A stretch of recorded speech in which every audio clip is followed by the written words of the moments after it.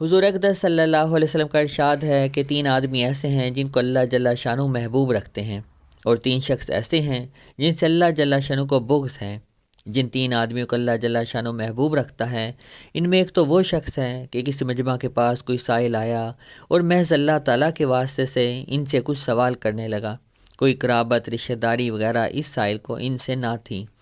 اس مجمع نے اس سائل کو کچھ نہ دیا۔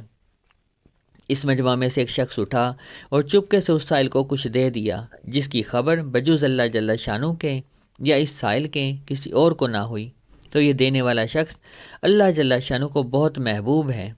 دوسرا وہ شخص کہ ایک مجمع کہیں سفر میں جا رہا ہے، ساری رات چلنے کے بعد جب نیند کا ان پر غلبہ ہو جائے کہ وہ ہر چیز سے زیادہ محبوب بن گئی ہو، تو وہ مجمع تھوڑی دیر کے لیے سونے لیٹ گیا،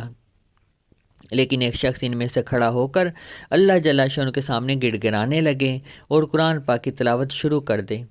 تیسرا وہ شخص کہ کسی جماعت میں جہاد میں شریک تھا، وہ جماعت شکست کھا گئی، ان میں سے ایک شخص سینہ سپر ہو کر آگے بڑھا اور شہید ہو گیا یا غائب ہو گیا۔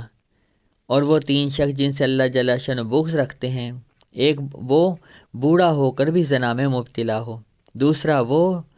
وہ شخص جو فقیر ہو کر بھی تکبر کرے، تیسرا وہ شخص جو مالدار ہو کر ظلم کرے۔